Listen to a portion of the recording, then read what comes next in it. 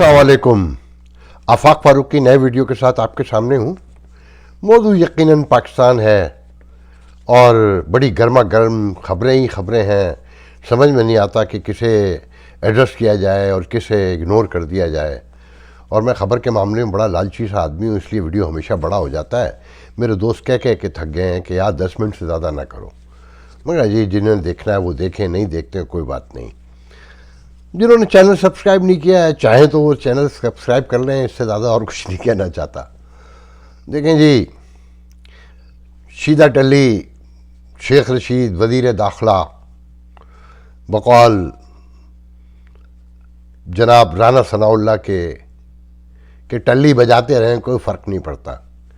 मगर मेरे नज़दीक शेख रशीद का जो आज का बयान है वो टल्ली इस्टेब्लिशमेंट की तरफ से ही बजाई गई है कि बिलाशुबा वज़ीर दाखिला जो हैं वो बने ही इसलिए हैं कि वो उनके GHQ के पिंडी के पसंदीदा तरीन आदमी हैं।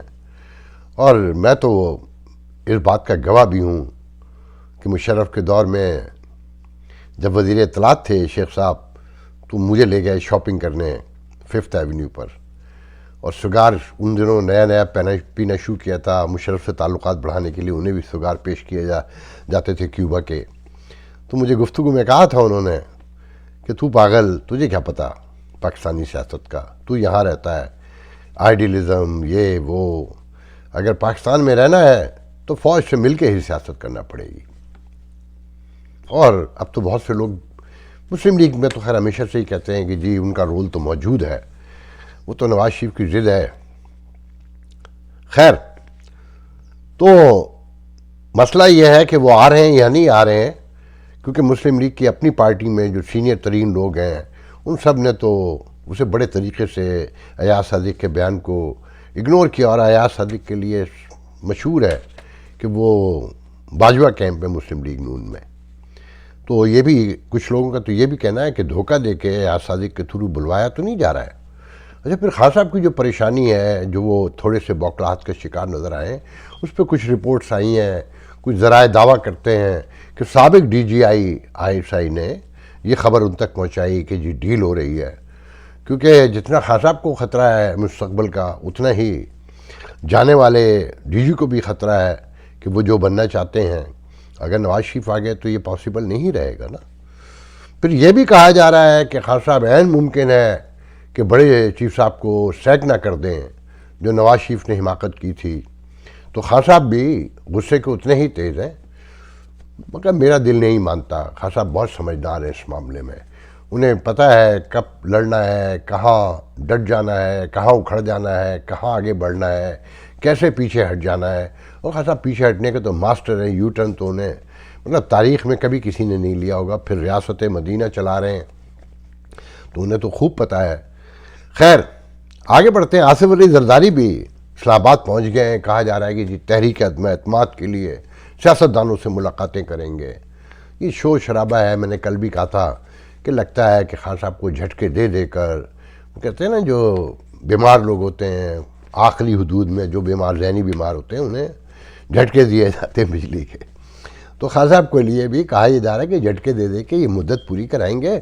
और पर जो शेख रशीद ने एक जुमला कहा है कि इदारे और खान साहब एक साथ खड़े हैं और कोई फ़र्क नहीं है, सब वैसे ही है, और इदारों की पॉलिसी 2-4 दिन की नहीं होती, 20-20 साल की पॉलिसी बना कर आते हैं। तो इमरान खान साहब के एक बहुत ही अच्छे दोस्त हैं यहाँ न्यू जर्सी में, हमारे भी बहुत पुराने दोस्त हैं। और खान साहब और उनके बच्चों के नाम पे, उनकी साबका बेगम के नाम पे एक बहुत बड़ी NGO चला रहे हैं इक़्तिदार के नाम से। उसकी भी एक अलग कंट्रोवर्सी है। दबीर तरबेज़ी नाम है, नाम ले देता हूँ। वो तो गुज़िश्ता 3 साल से कहते हैं खान साहब 1938 से पहले नहीं जाएंगे, और इस कौम में जो गंद है उसे साफ़ करने के लिए इतना ही अरसा चाहिए। और खान साहब का भी जो नारा यही है कि करप्शन करप्शन करप्शन, और नहीं छोड़ूंगा नहीं छोड़ूंगा। सिक्योरिटी काउंसिल का इजलास हो रहा है कल खान साहब की सदारत में। ध्यान में रखें, ये वो सिक्योरिटी काउंसिल है कि जब अपोजिशन आती है तो खान साहब नहीं आते। तो कहा जा रहा है कि जी वो बाढ़ लगने का जो इशू है, जिस पर तालिबान रिवोल्ट कर गए हैं और फायरिंग की है, रोक दिया है, उस पर सर जोड़कर हमारी आर्मी मिलिट्री और सिविल क़यादत बैठने वाली है कल کہ جناب اس مسئلے کو کیسے حل کرنا ہے، جبکہ کچھ فوجی ذرائع کہتے ہیں کہ جی کوئی باڑھ کا ایشو نہیں ہے، یہ سب افواہیں ہیں، خبریں ہیں. معاملے پہ مٹی بھی تو پانی ہوتی ہے نا، کہ خبر زیادہ نہ پھیلے، ایمبیرسمنٹ ہے کہ اپنی پراکسی جو ہے نا منہ کو آ گئی ہیں. اچھا یہ کوئی پہلی مرتبہ تو نہیں ہوا ہے، لاسٹ 20 ایئر میں تو یہی ہوتا رہا ہے کہ اپنی پراکسی، اپنے ٹرینڈ کیے ہوئے اپنے لوگوں نے اپنے ہی لوگوں کو مارا اور ٹکا کے مارا، دبا کے مارا.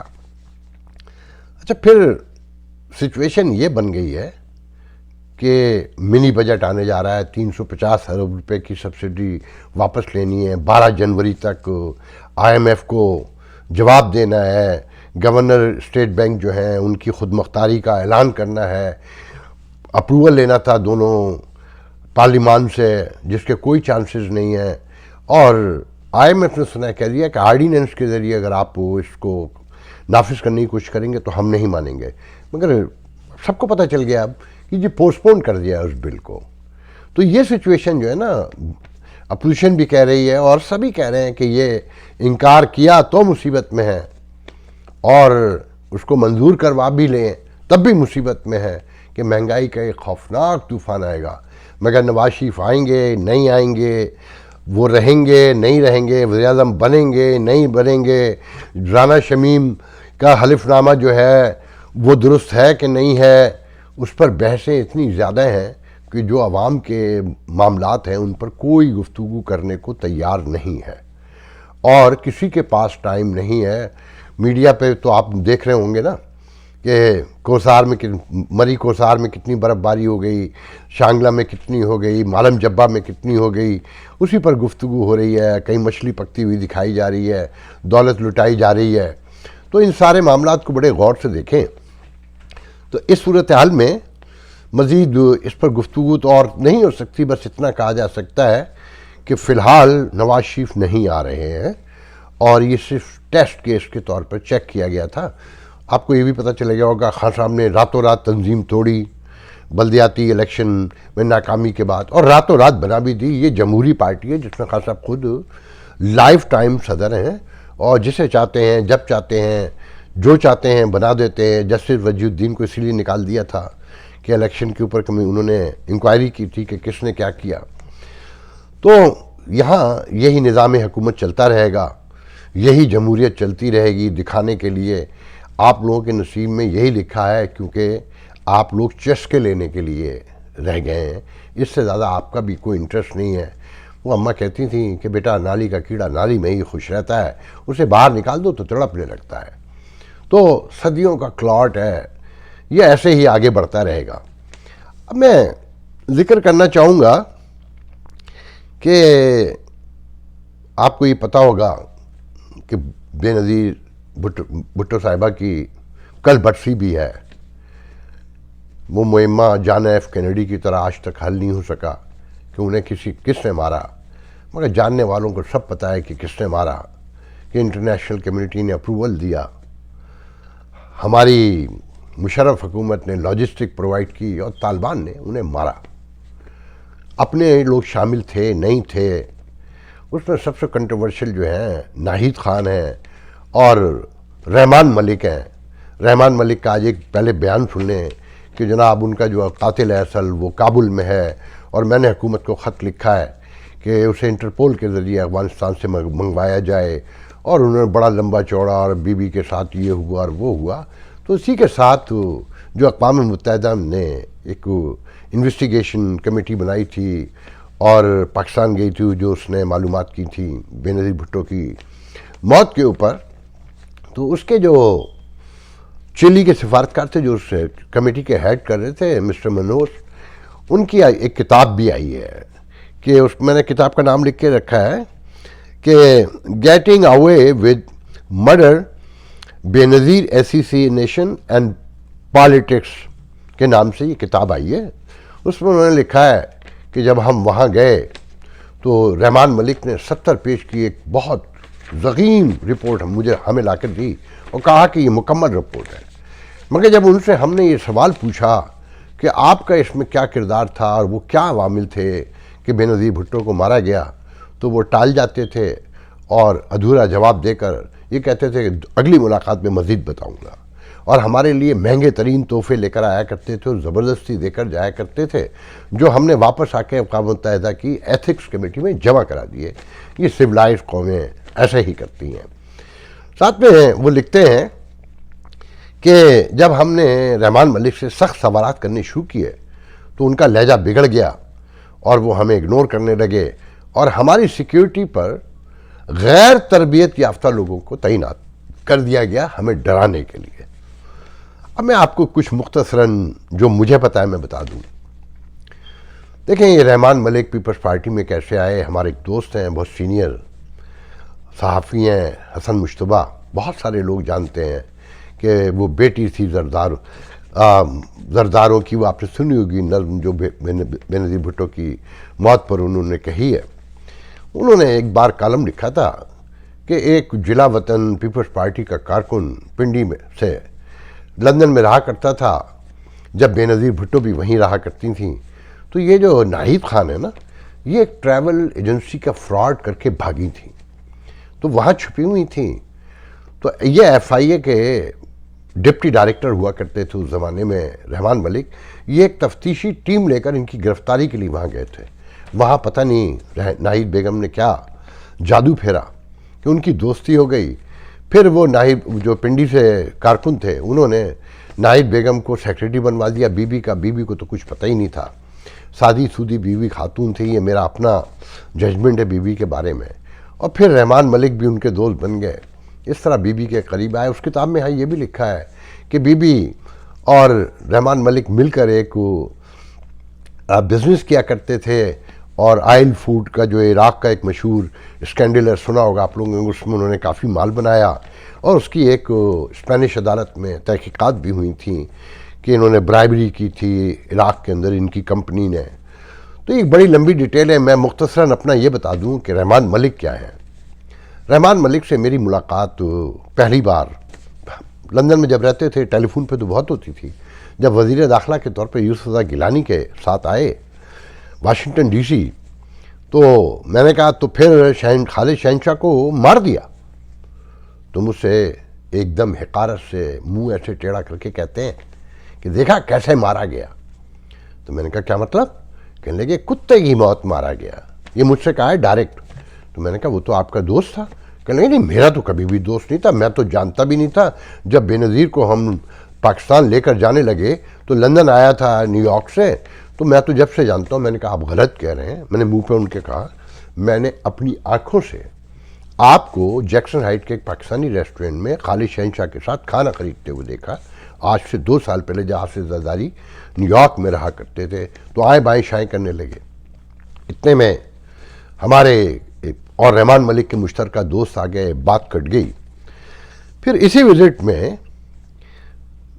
یا اس سے اگلے وزٹ، مجھے یاد نہیں آ رہا صحیح سے، حافظ زرداری کے ساتھ شاید آئے تھے، کہ میں نے ایک سوال کیا میڈیا کے حوالے سے، اور میڈیا کے حوالے سے میڈیا سینٹر میں روزویلٹ ہوٹل میں، کہ کہا جاتا ہے کہ یہ پاکستان میں یہ جو کالے ہیں، جو اوورسیز کال جاتی ہیں، یہ گرے کال کا جو اسکینڈل ہے، اس میں آپ اربوں روپے بنا رہے ہیں کہ ڈھاکہ، بنگلہ دیش، انڈیا، سب کی کالیں سستی ہیں، اوورسیز پاکستانیوں کی کالیں جو ہے وہ بہت مہنگی ہے۔ تو مجھے آئیں بائیں شر کے چپ کرا دیا۔ جب پریس کانفرنس ختم ہوئی، میرا ہاتھ پکڑا اور زبردستی مجھے کھینچتے ہوئے میرے ساتھ آ اور ایلیویٹر میں لے گئے اپنے روم میں لے جانے کے لیے۔ تو میں نے کہنے لگے، جیسے ہی ایلیویٹر بند ہوا، کہنے لگے، میں نے کہا کہاں لے کے جا رہے ہیں؟ تو کہنے لگے تو نے میرے کپڑے اتارنے ہیں نا، تو میں تجھے اپنے روم میں لے کے چل رہا ہوں، میں تجھے ننگا ہو کر وہاں دکھا دوں گا۔ میں نے کہا کیا مطلب؟ کہنے لگے سوال کرنے کا تھا۔ میں نے کہا حضور میں نے تو صرف سوال کیا تھا، جواب تو میں نے آپ سے زبردستی نہیں مانگا تھا نا، یہ تو میرا رائٹ بنتا ہے۔ اور بہت سارے واقعات ہیں۔ آخری بات اس سلسلے میں یہ بتا دوں کہ میرے ایک دوست ہیں، بہت سینئر جرنلسٹ اور بہت پرانے جرنلسٹ، جنہوں نے، میں نام نہیں لوں گا، جن کو پتہ ہے ان کو معلوم ہے، جنہوں نے بے نظیر بھٹو کے مرنے کی خبر سب سے پہلے دنیا میں بریک کی تھی۔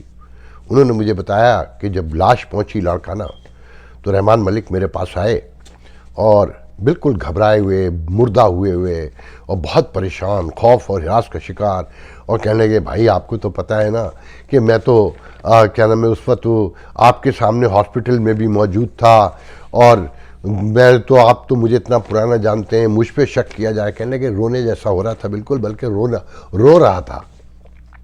تو ان پہ بہت بڑا شک ہے. مگر ایک بات میں یہ بتا دوں، یہ میں اس واقعے کا بھی گواہ ہوں کہ آصف زرداری اس مرڈر میں شریک نہیں تھے. یہ درست ہے کہ خالد شہنشاہ جیسے لوگ گاڑی چلا رہے تھے. جان ایف کینیڈی کے قتل کے بعد یہ طے ہو گیا تھا دنیا میں کہ جو وی وی آئی پیز ہوتے ہیں، ایک تو وہ کبھی اوپن گاڑی میں نہیں ہوتے، وہ کبھی سر باہر نہیں نکالتے، کہ جس طرح سے جان ایف کینیڈی کا حادثہ ہوا تھا اس کے بعد یہ طے ہو چکا تھا دنیا میں. مگر آصف زرداری نے کنٹوٹوں کو ان کی سیکیورٹی پہ لگایا ہوا تھا. خالد شہنشاہ تو گاڑی چلا رہا تھا. مگر یہ میں اس بات کا گواہ ہوں کہ جب بی بی نے اعلان کیا پاکستان جانے کا، جس پریس کانفرنس میں وہاں موجود تھا اور آصف زرداری اس وقت اسٹیج پہ بیٹھے ہوئے تھے، بی بی نیچے کھڑی تھیں، اور مسعود حیدر یہاں ڈان کے کارسپونڈنٹ نیو یارک میں، ان سے بی بی کی بڑی قربت تھی. دونوں ایک دوسرے کو بہت پسند کرتے تھے اور بڑا لونگ ریلیشن ایک دوسرے سے تھا. ان کا بھی ایک واقعہ پھر کبھی سناؤں گا بی بی کے ساتھ. تو بی بی نے ان کے کہنے پہ اعلان کیا تھا. جیسے ہی اعلان کیا، میں اور سمیع ابراہیم نیچے کھڑے تھے. سمیع اس زمانے میں آصف زرداری کے پیچھے ہاتھ باندھ کے کھڑے ہوا کرتے تھے. ابھی وہ مسلمان نہیں ہوئے تھے. تو آصف زرداری تیر کی طرح نیچے اتر کے آئے اور سمیع ابراہیم کو مخاطب کرتے ہوئے کہا کہ اس پاگل کو سمجھاؤ، یہ جائے گی تو اس کو مار دیں گے. یہ ایکسٹمپور گفتگو ہے، اور بی بی کے مرڈر کا بھی کوئی تصور بھی نہیں کر سکتا تھا کہ یہ خوفناک حادثہ بھی دنیا دیکھے گی. تو جو لوگ بھی آصف زرداری پہ شک کرتے ہیں، میرے نزدیک غلط شک کرتے ہیں. عین ممکن ہے کہ ناہید بیگم جیسے لوگوں کو خرید لیا گیا ہو، کیونکہ ناہید بیگم نے بی بی کو سر باہر نکالنے سے نہیں روکا تھا. وہ چاہتی تو روک سکتی تھیں. خیر، بہت ساری باتیں ہیں. بی بی چلی گئیں، اور بی بی جو کہہ کر گئیں سب کچھ ویسے ہی ہو رہا ہے. بس دعا کریں اللہ تعالیٰ پاکستان کی حفاظت فرمائے. آمین. اللہ حافظ.